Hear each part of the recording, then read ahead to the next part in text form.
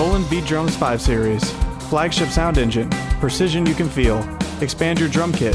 Endless new sounds. Seamlessly connect and create. Creativity unleashed. For more info, visit Roland.com.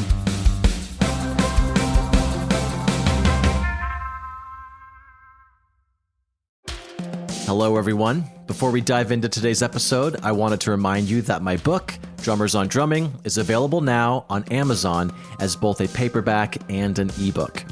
Based on the Big Fat 5 segment of this podcast, where I sit down with my favorite drummers to discuss the 5 records and stories that shaped their approach to the instrument, this book is packed with insights from the drummers who redefined how we think about the modern drum set. You can grab your copy now by checking the link in this episode's show notes or simply searching Drummers on Drumming on Amazon. So thank you for all the support, and now let's get into the show.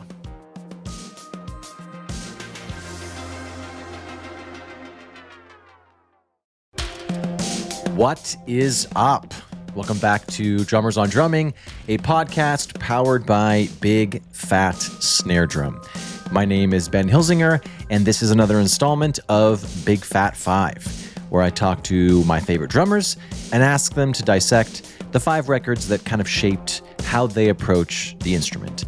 So over the last few years, I've been playing a lot of festivals internationally, and I keep running into today's guest. So Madden Klass was on the show about 4 years ago, and she has just continued to grow. She is playing with the biggest artists.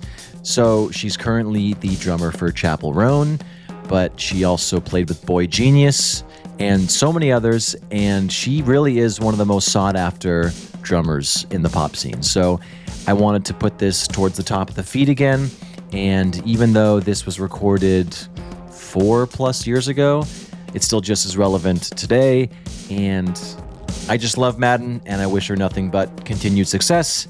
It's really inspiring when you see good people making huge strides in their career, and she deserves everything she's received. And I hope you enjoy this conversation about the 5 records that helped shape Madden Klass into the drummer she is today. Cheers. How would you say that playing with slip-on Adidas sandals has really helped you develop your style as well? I have thrown that out the window. I don't know. I came down here one day and I was like, I think I came down in my Vans and I was like, wow, this feels a lot better than my sandals. I'm just so lazy. I literally wear them all day, all freaking day. They are comfy. They are really comfy. I don't like wearing shoes around the house, but I do have sneakers nearby, and I put them on always when I play. But I've gotten great response about both. I don't know why people are paying attention to my footwear so much, but they like the Adidas and they like the Vans, so it's a win-win. I am really happy because I remember last time you kept name-dropping a lot of people because you're a lot cooler than me, and I didn't know them, but I was like, yeah, of course, Franco. But I actually know 4 of the 5 other drummers you said, so nice. I feel like I can hang today. Oh my God, I'm so curious to know which one it is. This could be like a game show. I have to guess which one you don't know. Well, it's definitely not the first one. Oh, yeah. But the one I didn't know, I did go down a rabbit hole of their playing last night, so I do know them now. But number 1 is going to be Ilan Rubin at the 2011 Guitar Center Drum-Off, about minute 39. So I'm going to play it right now. I'll start a little bit before that, but that's kind of when he comes in. But I'll just play for when the kind of starts his little drum machine, and then we'll get going. Cool.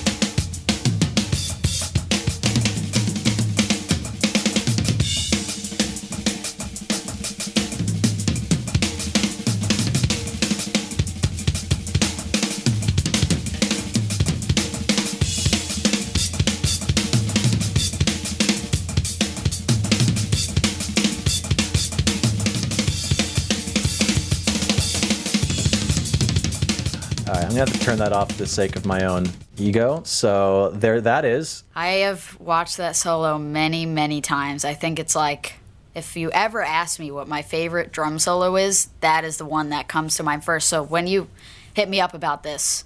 Once I figured out what we were doing, Yeah. that is the first person I thought of, for sure. Did you know about Ilan before? Because you know I'm going to bring up Paramore eventually with this. Did you know about him before you were into Paramore, or was he the kind of the conduit to, or were they the conduit to him? When I first got into Paramore, I was in 8th grade. I remember so clear.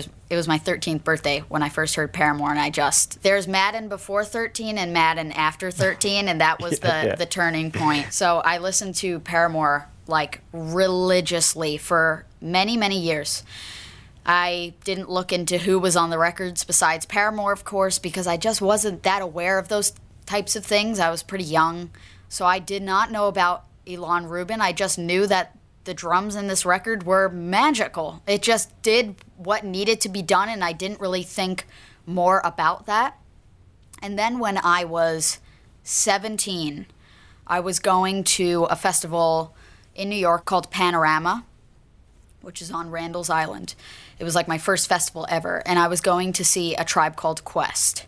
And someone I knew, so it was A Tribe Called Quest and 9 Inch Nails headlining. Pretty crazy. So someone I knew, he was like, you have to get into 9 Inch Nails before you go to this. And he would like show it to me. I'd be like, it's just like not my thing. Totally not my thing. So I go to this festival. I see A Tribe Called Quest. It's great. Now 9 Inch Nails is on. And I'm like already dead for the day. Like I'm super tired. I'm sitting up on the hill just like observing the show. I'm not really engrossed in it. And then they start playing March of the Pigs. That song in like 7/4. Oh, sure. And you just see Ilan with his hair over his face, like slamming the kit and sounding as tight as could be. And I swear it was like an out-of-body experience. I was like reeled into the stage when that happened. And I went down. I left the people I was with, and I just kind of like participated in the show now. I partook in it when I had no idea who 9 Inch Nails once was. And it was one of my top show experiences, you know? It was just very pure. I didn't know what I was going into. I didn't know how it would make me feel. And it was like a very special experience. And of course, after that, I went down the Ilan Rubin rabbit hole, and he like immediately became my favorite player. He is just an absolute musical powerhouse. It's not even like he's a rock drummer that hits hard and is a powerful drummer. It's like he sounds perfect for what he does. Any drummer on this planet could look at him and be like, he is a master. That is my guy. Big inspiration, yeah. I mean, I know you just kind of said it's not about just his powerful drumming, but that solo specifically, what is it that makes that one the best drum solo as opposed to other things he's done? Right. Well, I think when you look up Ilan Rubin, that's one of the first things that pops up. So, of course, I saw it, and I was like, holy crap, this dude sounds, it just feels right. Something about it feels so good. And it's actually a little bit further after you stopped it. He starts going. Of course. He starts going into groove writing on the spot. And I've actually taken some of those grooves and tried to put it into my own music without directly stealing from him, because it is just, the beats are, they just feel amazing, you know? It's just very different approach. It's like a classic approach to rock drumming, but in a very refined and musical way. I just really love that solo. I also love that it's like the classic rock solo where you play 4 measures and then you hit the crash and then you have a new idea and then you hit the crash. It's very structured, and I feel like we don't get that a lot anymore. It's seen as like an amateur form, but it doesn't have to be, you know? If that's how you're going to sound the way you sound, then go for that, you know? I don't think a lot of people do that anymore. Well, I'm going to play it again, and I'll let it go from where I stopped, essentially, to the part that he starts going into these really sick beats.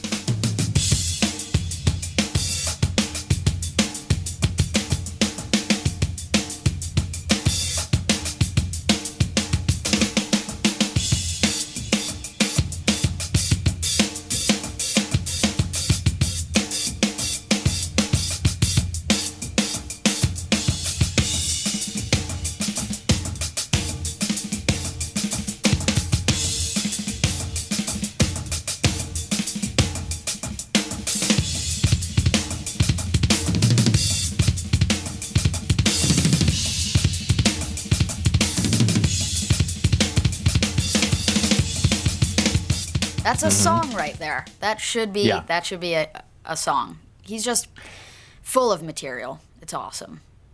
And I know I haven't seen, at least I'll just admit I haven't seen it a lot on your page. Do you experiment with open-handed technique, or is that something you haven't really dove into yet? I used to when I was younger. A close friend of mine, he's my age, and we've been playing together since we were in like 4th grade. He's also like a super amazing jazz musician, and I always thought he was way better than me. And he played open-handed, so I was like, oh, I guess I need to play open-handed. Yeah. So like, but he's lefty, so that makes sense. But when I was younger, I would try and mess with it. And sometimes, if my hand is hurting, like if I have a long session, I might switch to some form of open-handed, or at least hitting the backbeat with my right hand instead of my left to give it a break. But that's about it. I don't do it very much. Was Zach Farrow, now that, once you actually did more research on Paramore, do you still look at him as a huge inspiration, or is it mainly the record that it was the self-titled one that Ilan was on? Yeah, self-titled is definitely my Paramore record. Everybody has their Paramore record that they cherish and they say is the absolute best. For me, it's always been self-titled, but yeah, you go back to like All We Know Is Falling. That is ridiculous because I think Zach was either like 11 or 13, and he sounds just as musical and supports the song and plays with such confidence for that age. That is just stupid to me. So he has definitely influenced my playing as well, for sure. That's great. Yeah. All right, number 2, I do know this guy. I sometimes butcher his name, John Stanier. That's what I say, but I'm not sure. I think that's what it is. All right, so John Stanier from Battles. Yes. I have seen these guys live. I mean, I feel sorry for any snare drum that is put in front of him. That's right. But, you want to know something cool? Yeah. Can't see it from here, but I have a Battles floor tom head back there, signed.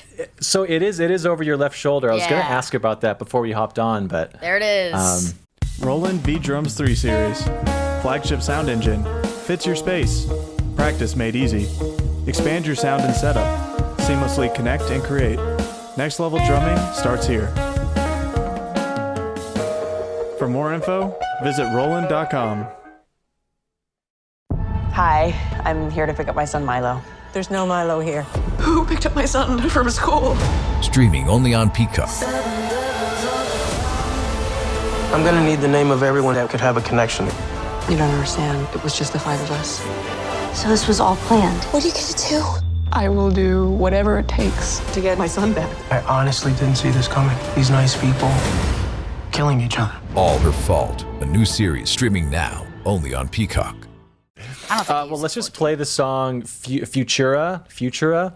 Yeah. From Gloss Drop from 2011. And you said to start around 57. Yeah, keeping the 2011 theme strong.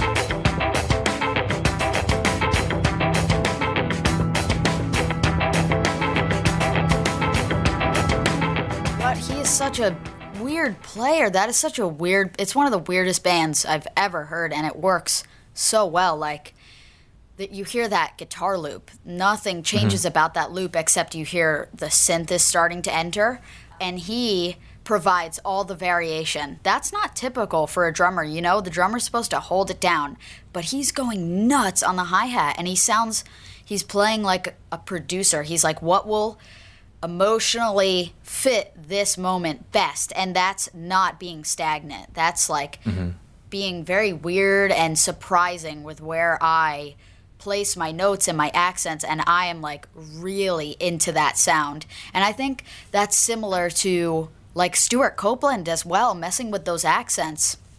But John does it in a much more like broken up way. It's like his backbeat remains the same, but some other element is going to be constantly changing it, and I just love the way he sounds.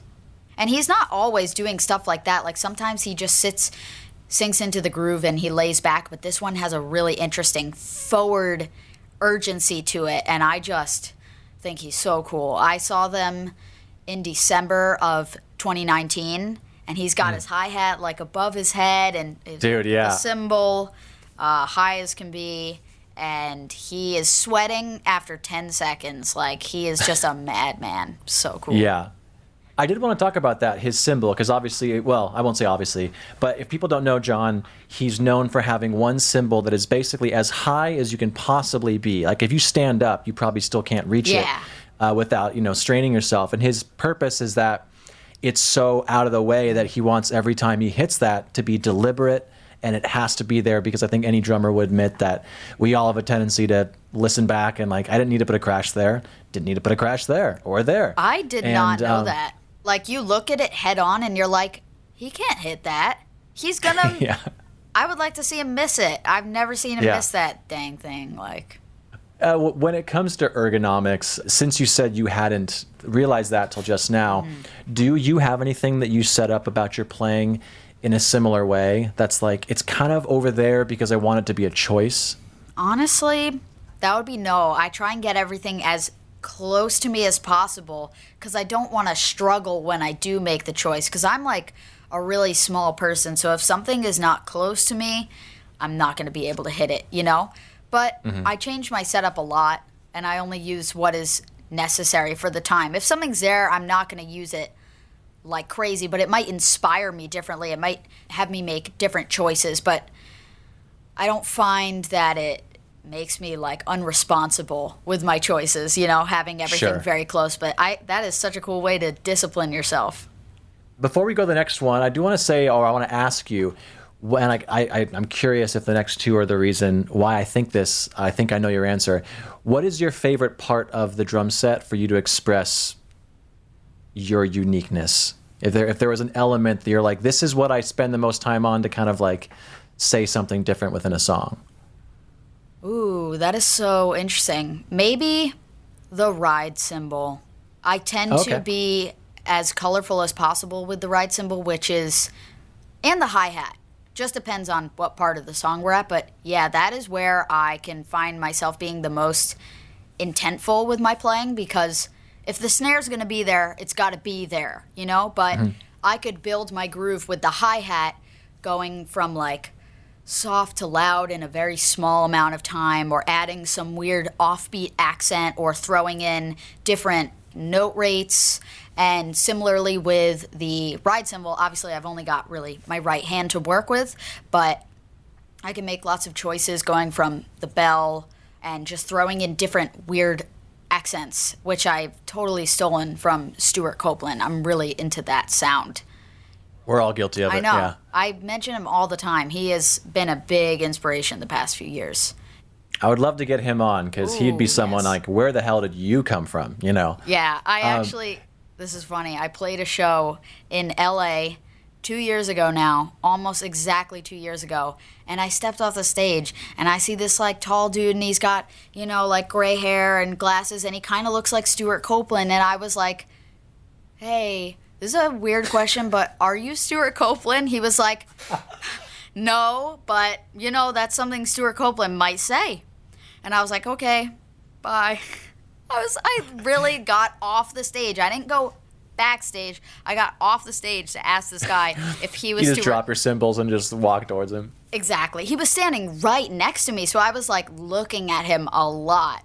I was talking about it with everyone backstage. They were like, that wouldn't make sense. Like, he would try and get on the guest list or something, or like contact Maybe not, us. though. That was such a weird day. I also ran into JD Beck outside of the show, if you can believe that. And I was holding all this crap, like all of my stuff, and I just like stopped them in their tracks. Like, they were going somewhere, and I was like, I know who you are, but you don't know me, and I think you're so awesome. And they were like, oh, cool, that's awesome. Yeah, Stuart Copeland just came to see my show. I wanted to know that I am important. I am, exactly. Crazy things will happen.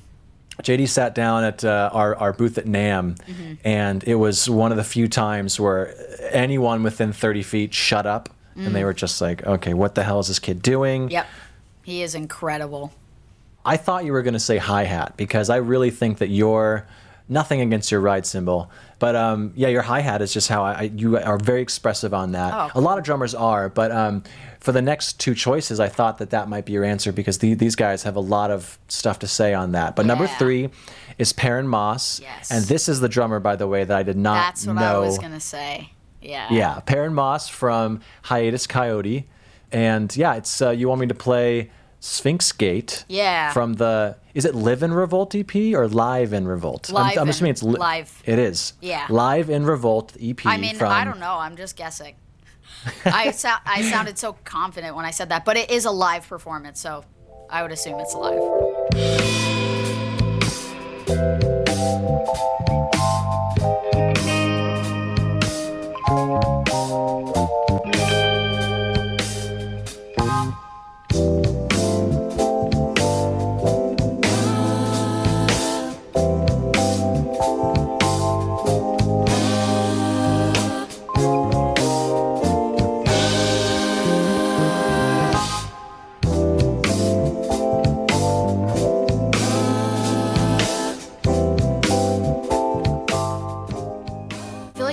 He's kind of underrated. Like, everybody has so much respect for Hiatus Coyote, but I don't think his name is tossed around enough. He was a very, very big deal for me.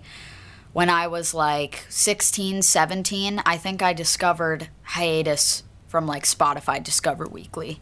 And I was like, oh my God, this is it. As for so many people I know, that was like, where has this been all my life? And it comes from so many influences that I just wasn't aware of. Like, I didn't listen to much R&B when I was younger. And when I would show Hiatus to other people, they were like, oh, well, you got to know where they come from. It was like D'Angelo, Erykah Badu. Yeah, they were like my entrance into that world and my entrance into Dilla beats and Dilla feel. I had no idea that was a thing until I heard Hiatus. And I think I discovered them at the perfect time because I was just going to Berkeley 5 Week, which is the camp that they have. And when I had discovered Hiatus on my own, I was like, oh my God, nobody's going to like this. Like, this has to be one of the weirdest things I've ever listened to. And they were going to be playing in Boston that summer, but I was like, I'm not going to get a ticket just yet. Like, let me go to this summer camp, see if I make a friend who wants to come with me. And then I find out every single friend I made, they're like, what are you doing? We all have tickets. You don't have a ticket? I was like, oh no. And I go to find tickets, and of course it's like mega sold out. StubHub, quadruple the price that it was. But my grandma helped me buy a ticket, which is very, very sweet because gotta love G-Ma. Gotta love her. She was like, I want to help you go to your special band concert. I was like, I need to go. Thank you. So I got into them at the right time because that was what was hip when I got to Berkeley. Almost too hip to the point where everyone has completely burnt it out, which is kind of sad. But they also haven't come out with any new music in a long time, so I get it. Like, you can only listen to this record so much. But Perrin Moss, really big deal in just, like, expanding my vocabulary and discovering this other world of hip-hop and R&B and textures and sounds on the kit, you know? Of course, I started buying, like, the tambourine to go on the hi-hat and, like, the little wooden shells. I don't even know what you call those. Hooves? From like the goat hooves or something? Oh, yeah. I don't know. And I would just break them. Like, they would be on my hi-hat, and I would just crack every single one. So that didn't work out great. I was messing with all that stuff all over the kit. I had a tambourine on my crash cymbal. I had the hooves on the hi-hat, and I went into one of my first sessions ever when I was 17. And the engineer actually, like, got mad at me. He was like, what is on your cymbals? It's making so much noise. And it was so not good for the setting. Like, it was a pop punk group, so I'm crashing all the time. And he was like, get that off right now. I was like, oh, okay. Yeah, Sorry. I know what you mean. When you first get obsessed with something, you're just like, well, it has to go on everything. It has to be on, totally. It became like a bit of an obsession, trying to figure out what made Perrin. And of course, at Berkeley, we're all trying to figure out how he makes that delay sound. And for a while, I thought it was just separating the kick from the hat, like, that's what everybody thought it was. But that's just part of the sound. Really, the foundation is quintuplets. And I actually took I took a class with James Murphy called Delay Beats, where he goes into the entire scope of how you build off of that quintuplet feel and where it comes from. So. Oh, wow. Yeah, that was a cool class. I've never heard someone say that, because I know Brody Simpson, who's one of my favorite drummers. He's also a friend of the podcast. That's kind of what he's known for, is kind of his Dilla beat kind of thing. And he didn't describe it that way. Maybe that's not how he thinks about it. How did he describe it? I'm curious. He described it, and Brody, I'm sorry, I'm going to butcher this, but it's basically he constitutes a groove as dynamics and then repeatability of dynamics, and that's what a groove is. And so he's just, choose where it's going to be, and then even if it's super off, if it's repeated every single time, that's the groove. That works. I don't think he broke it down in more of a subdivision thing, but that's cool. That some people think mechanically, some people think a little more esoteric. So that's definitely true. Like, it isn't just one thing. That Dilla feel could just be pushing the groove a little bit more than the band is, That creates that similar sort of tension. It definitely doesn't have to be all about the quintuplets, but that is what James's class was about. That was his science behind it. And that was also very helpful in terms of note placement and just like understanding where it comes from. And then you could stretch it or shrink it as much as you want and make it your own for the setting that you're in. Well, and there's not just one kind of drummer, because some people could take Brody's thing and that would just totally resonate with them, or the more mechanical people, like, can you give me like numbers, and I need to think about, that kind of stuff. So, but yeah, I mean, when I was looking up Perrin, he has this video where he seems like more of an artist to me, because in his studio, everything, he sits on the ground. It's like he has his drum set on a stool, but everything else, his computer, his synths, everything, he's on the ground. So I'm like, oh, that's an artist, because they don't like chairs. For sure, for sure. Yeah, he is. But I think they're from Melbourne. Yeah. Melbourne. So Melbourne. Yeah. Yeah, exactly. There's a video of him doing like a little interview, and he said he also plays open-handed. I don't know if you saw that, but the way he developed that was by only having a cajon and a hi-hat. It was either a cajon and a hi-hat or a cajon and a snare. So he played bass drum with his right hand, which only left his left hand available to do everything else. So that's sort of where his style developed. And when I saw him live, it was cool. He had a snare drum and another snare drum as his like rack tom, replacing his rack tom. Mm-hmm. Yeah, he just gets really interesting sounds. Well, and in one of the videos, he was kind of recording a beat, and he just played for like maybe 6 or 7 bars. And it's funny, obviously I've seen live videos, he can definitely play, but he was playing almost purposely weird, and his bass drum was flamming to where maybe you'd be like, oh, he's not a good drummer. I think he was purposely doing that, and then he would just take one little bar and then just loop that, so that weird feel that you were like, I don't know, becomes a good feel because it's repeated. Yeah. Yeah, it's really cool. Brody definitely go to the rabbit hole. Yeah. That's a good perspective for sure. And he has been, he was quoted by me saying, when a musician really knows their instrument, it's hard to be content with a really simple idea. And that's what he always grapples with, because on drums, he's the most proficient on that, but he was equating that to a new guitar or a new synth that he has he relishes in that beginning stage, because you don't know what not to play or what you could play. Yeah. And so it's hard as drummers, and there is a question in here, I think, but how do you grapple with the fact that you are extremely proficient on your instrument, and maybe when you're playing with, Ravi and the Houseplants, how do you take everything you know and then cut it down to a more indie, subdued, simpler concept? Well, that's just me being like very, very involved in the music and not myself. It's really, and all of it feels good no matter what is being played. If it fits right in the song, then it feels right for everybody, for your band, for yourself, for your listeners. So yeah, it's just being a part of the collective of sounds and paying attention to other people, not to yourself. Focus on another element she lets me get weird though, you know. She doesn't restrain me much, but yeah, there are just so many examples of like amazing indie rock bands who do weird shit and play with weird textures or don't, and just it's just whatever works. All right, so the next one is Marco Miniman, and it's at the beginning of Bad Asteroid by the Aristocrats. I almost said Aristocats. So yeah, I'll just play it from the beginning.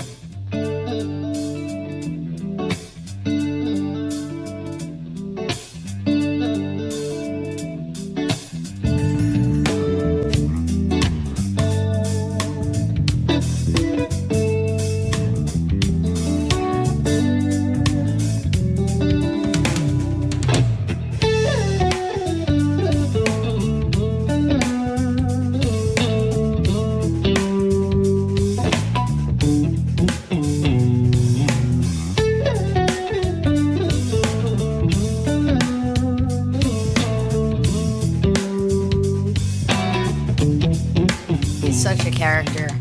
Yeah, I discovered them the beginning of Berkeley.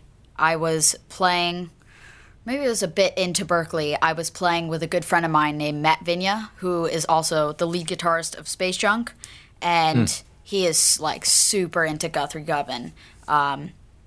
So we were auditioning for this like guitar night at Berkeley, and he wanted us to play Erotic Cakes, which is a song by Guthrie Govan, and it's got Marco on drums. I'm pretty sure about that. So of course then I went into the rabbit hole, but that is like the best example of his playing that blows me away. Oh my God, those crispy hats and the bells. It's a lot of the playing, it's the way I would love to sound or just incorporate into my playing, that tasteful busyness and all the colors he messes with, and it's just sonically really pleasing to me. And he's just so tight. There's no denying that. He is an incredible player. A thing from that beginning specifically that I kind of tied into you is your dynamics on tom fills. You can go, you're still going fast, but you're finishing off the fill, but it's not just about subdivisions and timing. It's about really going, telling a little bit of a story in the fill dynamically, which I love about your playing. Oh, thank you. I got that a lot from Dave DiCenzo. If you just watch him, that is his thing. He's got the left hand that's popping out a bit more, and then he quiets down, then he comes back. Like, that is a really, really cool sound that I've tried to take from him a little bit, and it just helps with like the flow around the kit. If you're not, it is a great sound to be at one static volume. That is also an awesome sound, but it's not really how I sound, and it might slow me down. So sometimes it's more fun to play with dynamics, and Marco definitely hits that. I was talking to Dimitri Fantini when he was on the show, and we were kind of playfully arguing about, is dynamics kind of like a greater than, less than dynamics versus timing. And my consensus, if I had a gun to my head, would say that dynamics are more important than timing, because if you have good dynamics, you can kind of get away with being a little immediately sloppy. Becomes musical. Exactly. Yeah. And of course, he's a drum teacher, Yes. mostly by trade. So he was like, I can't go on record saying that timing isn't important. But I think secretly he was like, I know what you mean. But shout out to Dimitri if you're listening. Big We love fan you, of bud. Dimitri. He's a super nice guy, and I'm really, really into his playing and his sounds. He gets such crazy sounds in the studio. I'm like always trying to pick his brain and get his opinion on like what gear I need to have, and he's very willing to share his opinion, which is cool. All right, number 5. And again, I do know this gentleman. It's Ash Sohn, and this is from a YouTube video he did called Ghost Ship Timeout. Do you know is it like a shed track thing he did, or did he write this song, or? He posts like on YouTube every single day, which I feel like so few people do that anymore. He still treats YouTube like Instagram. He'll just put everything everywhere, which is awesome, but that must take so much time. I think he does write his tracks. I know some of them are made to be shed tracks and backing tracks for drummers, but I'm not sure what he does with all the little things that he writes. Maybe he gets them from other artists, I'm not sure. But this one was particularly cool. I'm just going to play the whole thing because it's not it's super pretty short. long.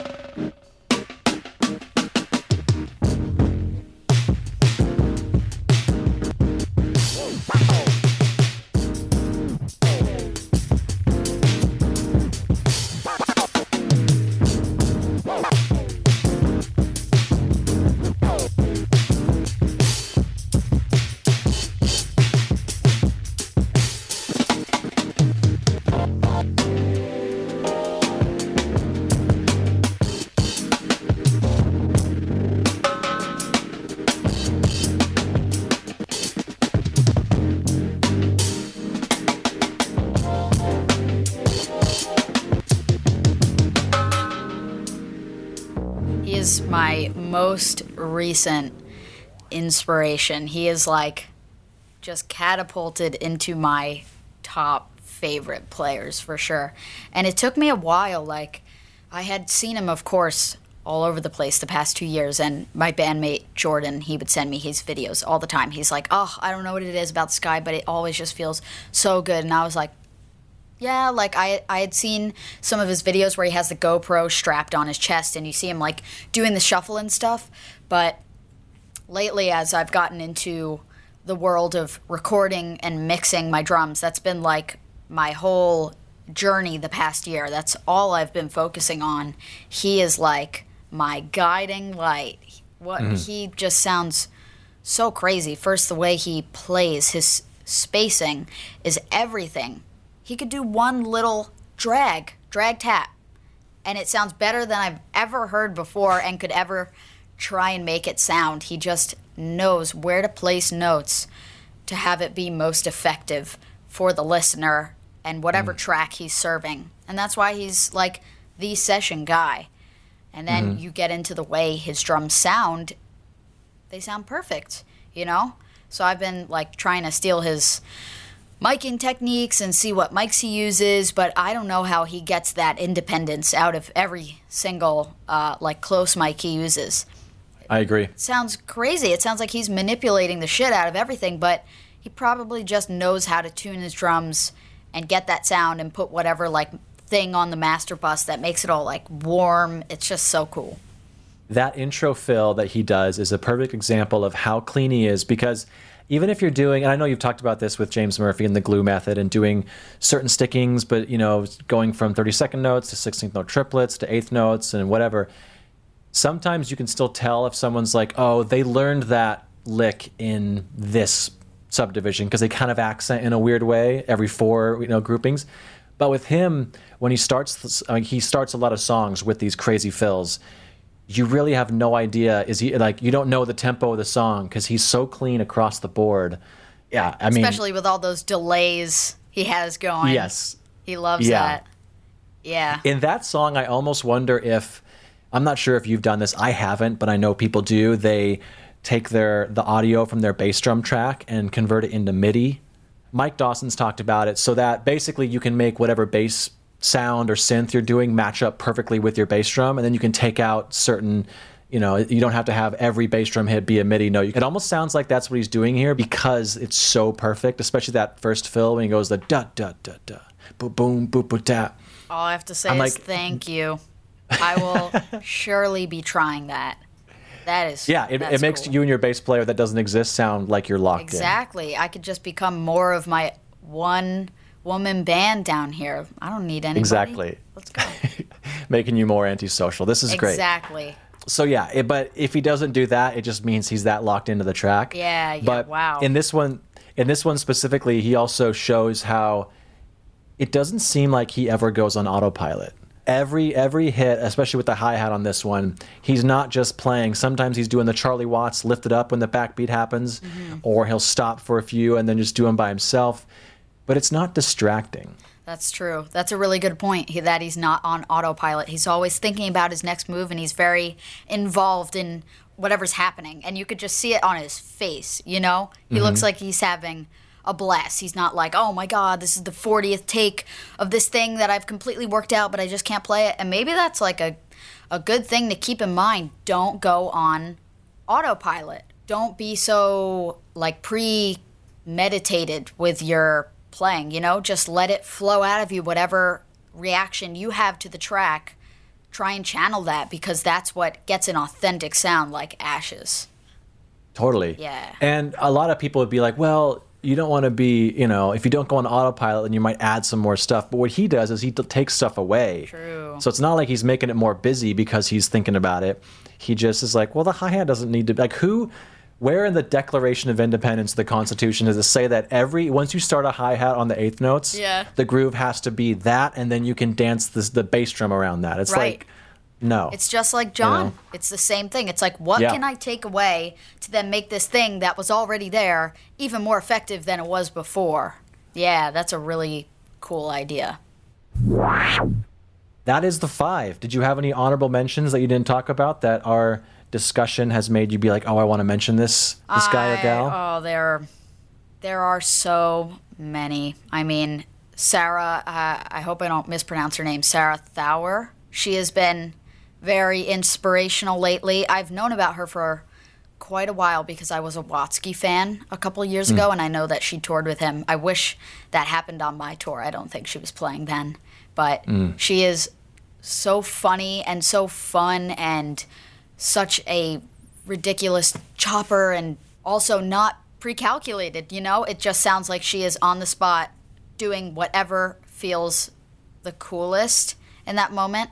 And I think that really transcends with people. Well, she was actually on the podcast doing the top 5 maybe a month and a half ago, 2 months ago. And she talks about that, how her Zildjian Live performance, I asked her how she prepared for it. And she's just like, I never try and go into a session or anything with a preconceived notion, because then you think about adding that thing that the night before you're like, oh, I'm going to do this fill, and you're trying to find a way to fit that when it might not ever fit. So if that's how you perceived her playing, that is how she approaches it. She said it verbatim. That is very much how I don't operate when I'm in the studio, because that'll like give me anxiety, I feel like, if I don't know exactly what I'm going to do. But I guess it depends on what setting I'm in, you know? Like with the Space Junk stuff, I know I'm going to want the record to sound like this, but I do channel that when I'm just playing by myself and I'm doing sessions on my own and recording myself, and I definitely try and channel some of her vibes into my playing, because I think she's a beast. She is so dope. Yeah. Another mention would be Dan Mayo. I am Sure. very, very into him. He is quite unique. Also somebody that I've been interested in for a long time. And who doesn't want to sound like him, you know? Him and Brody are like the poster boys for ANF drums. Totally. They just like, that little tiny little, Like I wouldn't say popcorn, but that tiny little or something. Yeah. Yeah. So fun. Yeah. And he always plays in a warehouse, and it's just like every drummer's dream is to be in like an airplane hangar or a warehouse and play a really tightly tuned drum set. Yeah. God, you just watch people like that and you're like, do you ever make a mistake? Do you ever not sound this on the grid? Because I'm getting upset watching you. It's like, this isn't normal. I could say the same about you, Madden. So, Well, I mean, I guess the grass is always greener. You should see the 40 takes before I finally get it. I'm always working on my placement on the grid. That's something that I've been too focused on the past few months, but it is really important to get that sound you want. You know, if you want to sound like a gospel player, they are so on the grid, it hurts, you know? Just a millisecond makes all the difference in the world, and I feel like Dan Mayo is just, if you watch some of his solos that he's done with Meinl, you're like, what is this guy on? Seriously, coming up with all these crazy ideas, but sounding so calculated at the same time. He's super cool. And that's the show. If you're listening on a platform that allows ratings and reviews, do that. It helps more people find the show, so it'll get bigger and better, and hopefully I'll have a chance to sell out one day. But you'll be an OG listener that can brag to all your friends. Anyways, why don't you go and check us out at bigfatsnaredrum.com and follow us on all the socials. Just search for Big Fat Snare Drum and you will find us. The show is edited in part using iZotope RX Audio Editor. It's amazing, so go check that out at iZotope.com. And thanks again to Gunnar Olsen for the theme music. Bye!